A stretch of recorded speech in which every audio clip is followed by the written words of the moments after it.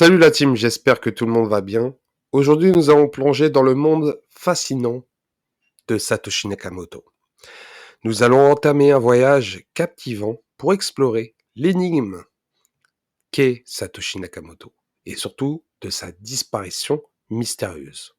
Nous savons que son dernier message sur le forum Bitcoin Talk date du 12 décembre 2010. Depuis, plus rien. Aucune information. Aucun post sur le forum, aucun email autour de Satoshi Nakamoto. Bon, il a reçu certains emails via Gavin Anderson, mais cela reste à justifier. Nous savons que Satoshi Nakamoto avait certains posts liés à Wikileaks. Peut-être un départ prématuré. Mais en tout cas, Satoshi Nakamoto, ce personnage reste littéralement mystérieux. Est-il un homme? Est-il un groupe? Ou peut-être est-il une entité gouvernementale? Peut-être la NSA, la CIA, voire le KGB. Toutes les théories autour de Satoshi Nakamoto sont possibles, car tous les scénarios sont possibles. On n'est pas sur une série Netflix, on est dans la réalité, et cette histoire est qui est Satoshi Nakamoto. Aujourd'hui, nous allons parler d'un membre très proche car il s'est inscrit très tôt sur le forum Bitcoin Talk. Il s'appelle, son pseudonyme surtout, Smoke Too Much. Il est allemand et s'inscrit quelques semaines juste après la création du forum Bitcoin Talk. La première chose à savoir, c'est le profil de l'administrateur. Il s'est inscrit le 17 novembre 2009 et sa dernière activité est du 22 novembre 2009. Et ce qui est intéressant concernant ce profil-là, c'est qu'il a posté 7 messages. Et bien sûr, concernant ces 7 messages, ils ont tous été supprimés. Introuvables, impossible de les trouver. Mais que contient ces 7 messages? Ça reste littéralement mystérieux. En tout cas, le profil de Smoke Too Much, on peut voir qu'il s'est inscrit le 10 décembre 2009, 23 jours après la création du forum Bitcoin Talk, et surtout du profil de l'administrateur. Et ce qui est intéressant, c'est que Smoke Too Much poste énormément. 860 messages. Et bien sûr, c'est le 13e profil à s'être inscrit sur le forum Bitcoin Talk. Donc, c'est l'un des pionniers à avoir adopté le Bitcoin. Donc, il était early, très early. Et ce qui est intéressant, c'est qu'on peut voir son pays d'origine, l'Allemagne. Et ce qui est intéressant concernant son profil, et c'est littéralement intriguant, j'aimerais littéralement lui poser une question concernant pourquoi il partage une page Reddit concernant Bitcoin Cash. Et oui, il partage le Reddit de Bitcoin Cash. Pourquoi? Pourquoi un membre qui était aussi early sur le forum Bitcoin Talk, qui a communiqué avec Satoshi Nakamoto via des posts, partage une page Reddit liée au Bitcoin Cash? Ça reste littéralement mystérieux. Concernant le premier post de Smoke Too Much poste une demi-heure après s'être inscrit sur le forum Bitcoin Talk. Il poste un long message de 14 questions. Et bien sûr, Satoshi Nakamoto répond à ces 14 questions quelques heures plus tard. Donc, énormément de questions liées au Bitcoin, liées à cette nouvelle technologie qui est assez inconnue, liées à l'anonymat, au minage, et bien sûr, surtout, un moyen de paiement. Et bien sûr, Smoke Too Much, par exemple, sa première question est liée sur l'anonymat. Donc il est très attaché à l'anonymat et surtout comment utiliser le Bitcoin pour l'utiliser réellement comme un moyen de paiement. Par exemple, la première question, Smoke Too Much pose à Satoshi Nakamoto, ou surtout aux membres du forum Bitcoin Talk, est-ce que Bitcoin est anonyme ou pseudonyme? Ça nous montre un peu le personnage qu'est Smoke Too Much, sachant que nous sommes en 2009. Et bien sûr, Satoshi Nakamoto répond, pour ce niveau d'anonymat, vous devez vous connecter via Tor, ce qui sera possible avec la version 0.2 qui sera disponible dans quelques semaines. Je publierai des instructions Tor à ce moment-là. Donc, à cette époque-là, énormément de membres utilisaient Tor pour tout simplement faire des moyens de paiement discrets. Donc, l'anonymat est littéralement primordial pour Smoke Too Much et c'est littéralement très intéressant de voir cela sur le forum Bitcoin Talk.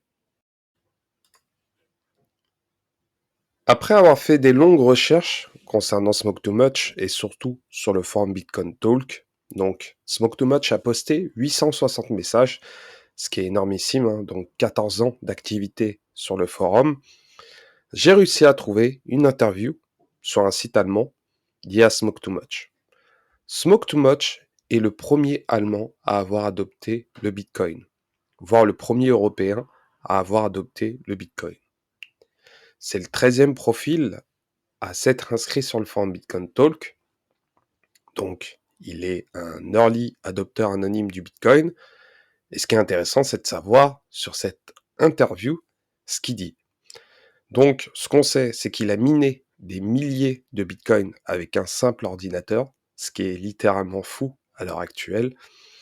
Pour lui, Bitcoin reste une puissante force politique qui pourrait briser le pouvoir des banques et bien sûr de permettre aux individus de s'engager directement dans la société.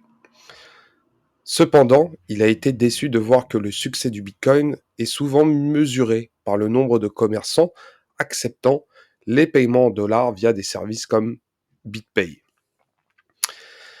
Il préfère rester anonyme dans l'ombre et ne participe pas du tout à des conférences et à la promotion du Bitcoin. Donc il était littéralement très discret. C'est une personne qui était littéralement très très discrète. Et ce qui est intéressant, c'est de voir si il a des liens avec Satoshi Nakamoto. Donc, il y a des informations qui disent qu'il a discuté via le forum. On peut retrouver des posts liés avec Satoshi Nakamoto, mais peu d'informations. Smoke Too Much, comme je vous ai dit, est le premier bitcoiner allemand. Il a découvert Bitcoin en décembre 2009 sur le forum Bitcoin Talk. Et en plus de cela, il est passionné par le Bitcoin et bien sûr, il est politiquement engagé.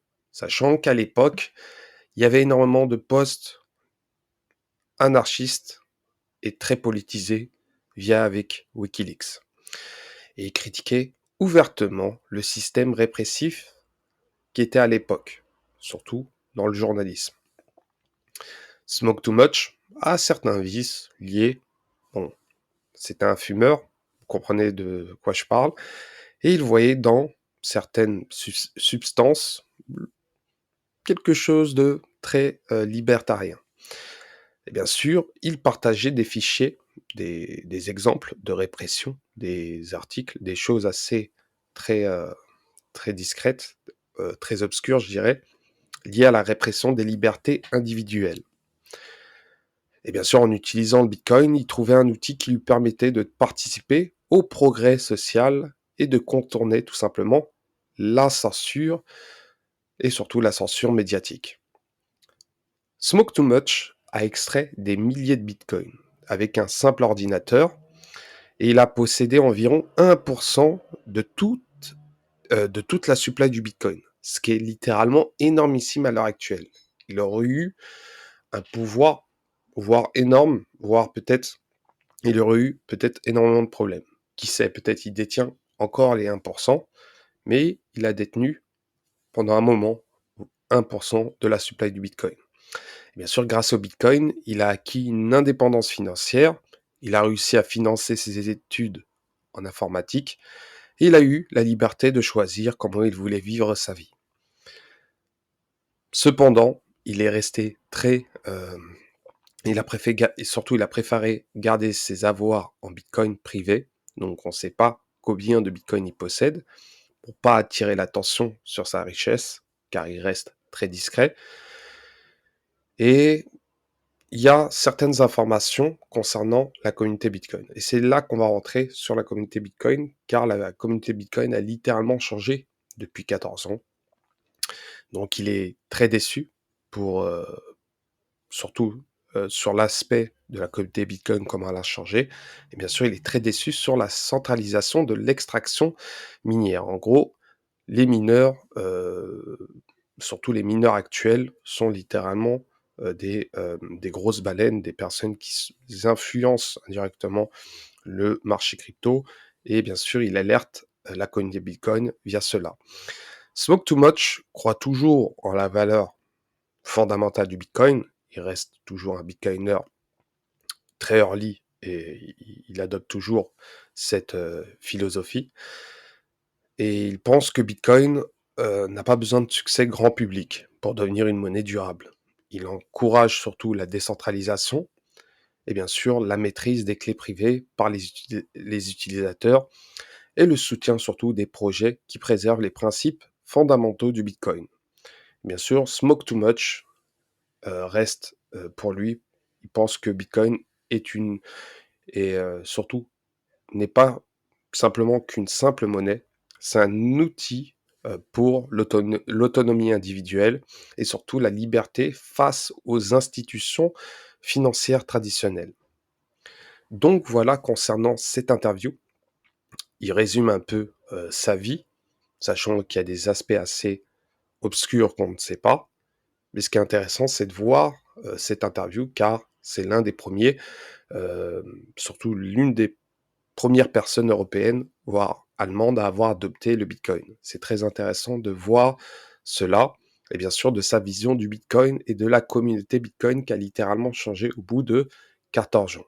Donc il y a eu énormément d'événements qui a chamboulé la communauté Bitcoin, et bien sûr dans l'avenir aussi, il se passera énormément de choses, mais c'est littéralement intéressant de voir une personne qui s'est inscrit en 2009, le 13e profil sur le forum Bitcoin Talk, qui a eu des liens indirects avec Satoshi Nakamoto, et bien sûr, de voir comment il a eu cette vision via cette monnaie qui est littéralement adoptée par le monde entier. Donc voilà concernant cette vidéo, concernant Smoke Too Much, une personne très discrète, très anonyme, peu d'informations, mais il nous indique un peu qui il est et bien sûr sa vision sur le Bitcoin et sur cette future adoption qui pourrait littéralement être énormissime.